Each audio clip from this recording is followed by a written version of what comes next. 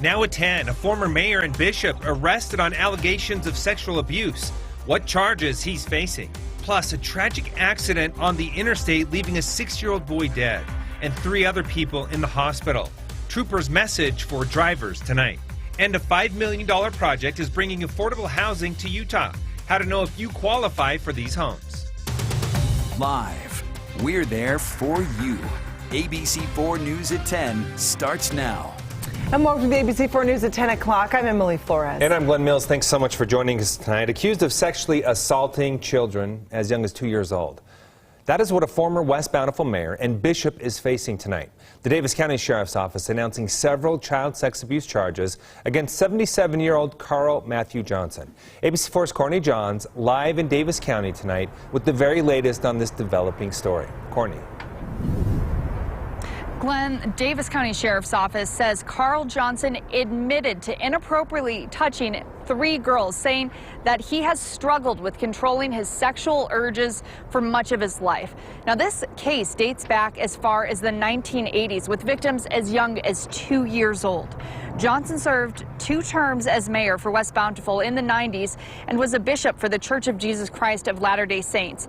Deputies adding that he used his position of power to sexually abuse children.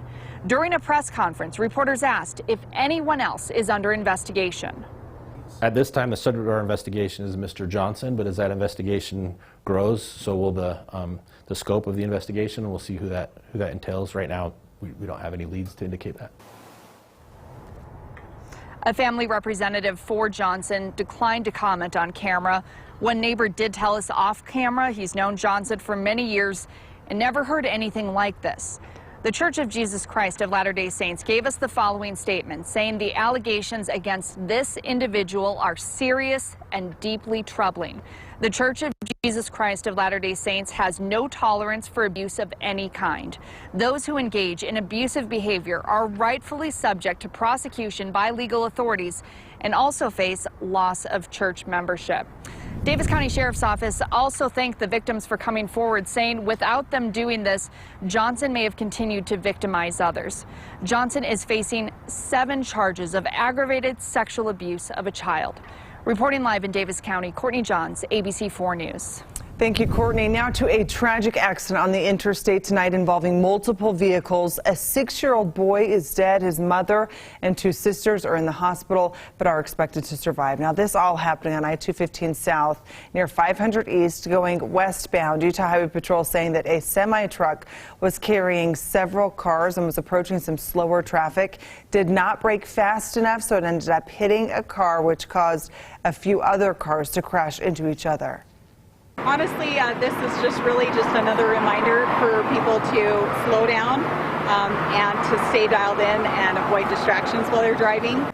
All right, now this is a live look at I-215.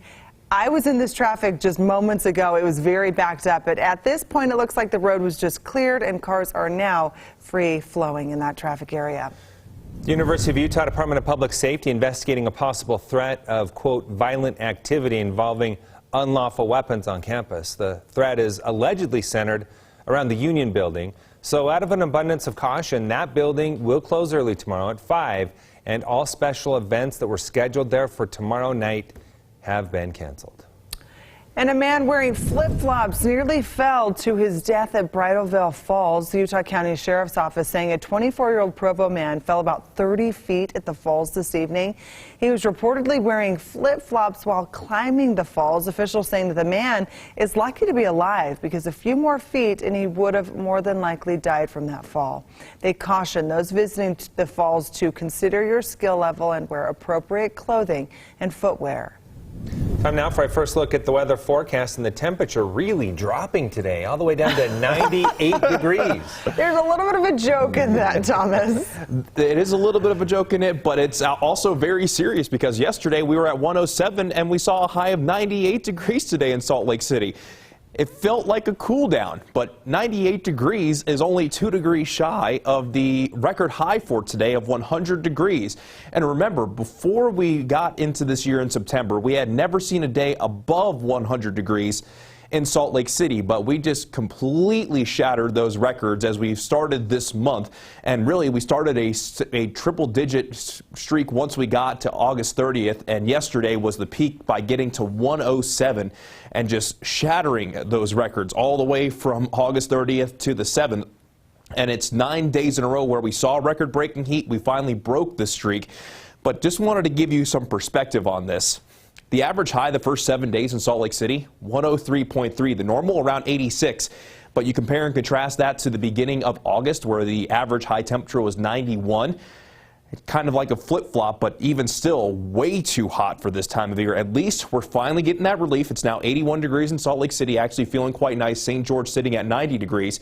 But we're going to see those temperatures come down even more in northern Utah tomorrow. More seasonal temperatures with a daytime high of 87. The only thing with the northerly wind, it will drag in more smoke from neighboring states. So that's something you want to keep in mind, especially with the air quality. Meanwhile, down in southern Utah, we're going to finally see the relief tomorrow, but more relief Saturday and Sunday, and a pretty good chance for wet weather down in southern Utah. And eventually by next week, we could see that wet weather move into northern Utah.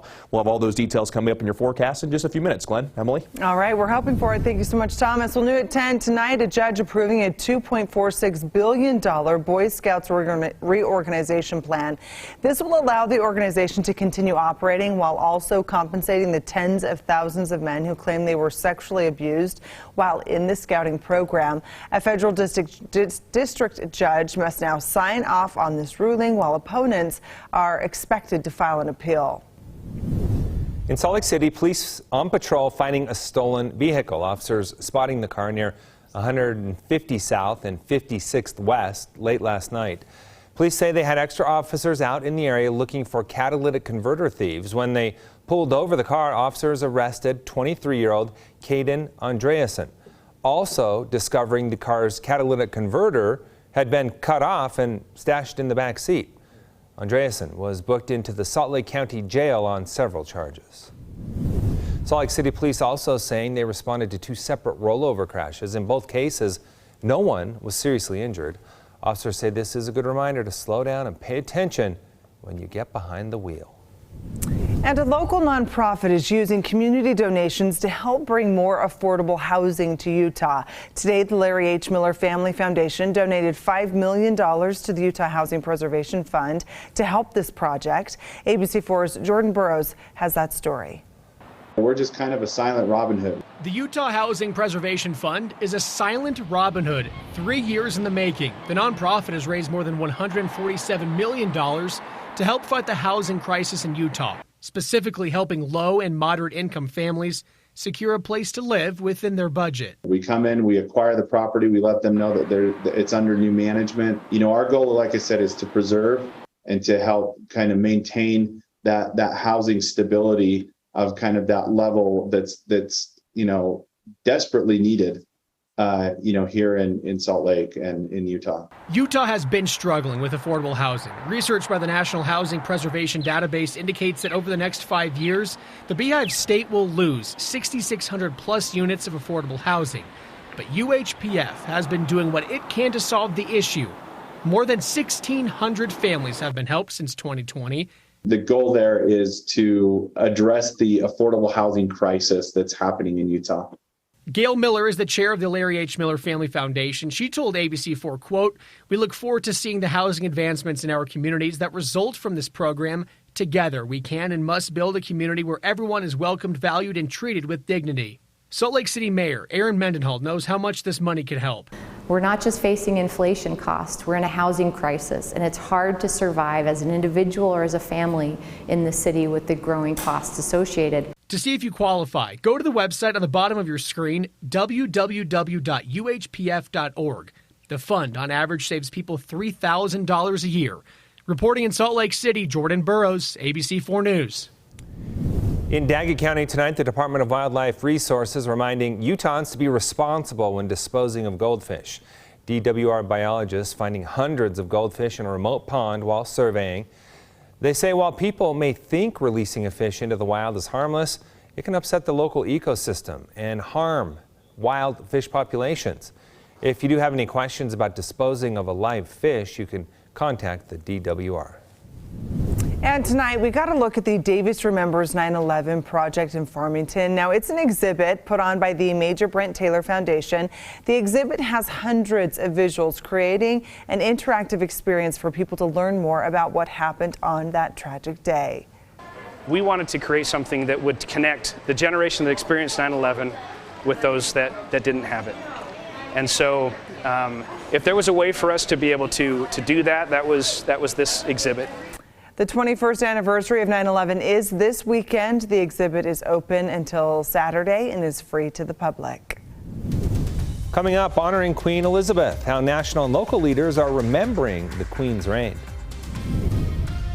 And we had some pretty nice sunsets in northern Utah. This was captured at the Provo Airport. This was sent in via ABC4.com in the weather section. And we were also treated to an absolutely beautiful sunset for the opening night of the Utah State Fair. This was sent in by Chris Williams, and by tomorrow, it's going to feel more seasonal in northern Utah, and southern Utah will finally get some relief. Utah's most accurate forecast coming up shortly after the break. Stay with us.